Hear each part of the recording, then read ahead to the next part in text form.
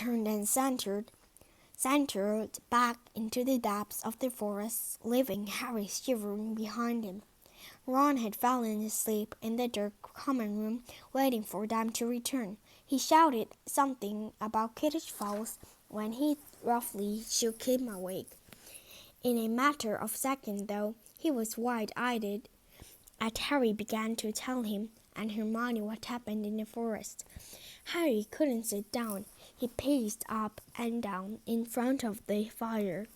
He was still shaking. Snape wants the stone for Voldemort, and Voldemort waiting in the forest.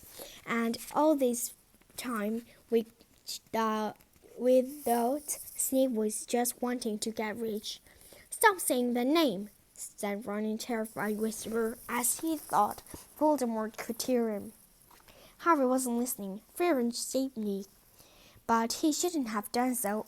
Bane was furious. He was talking about interfering with what the planet says it's going to be happening.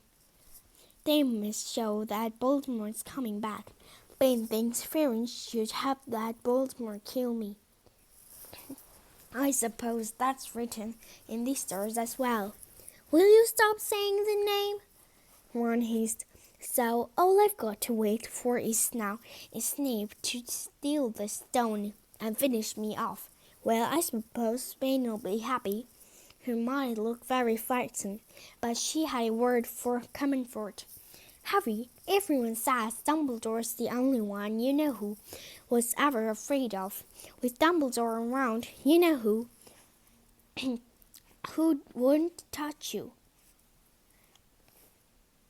Anyway, who says the centaurs are right?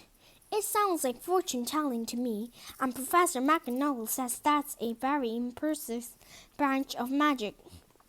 The sky had turned light before they stopped talking. They went to bed exhausted, their throats sore, but the night surprise warned over. Then Harry pulled back his sheets. He found his invisibility cloak folded neatly underneath him. There was a note pinned to it, just in case.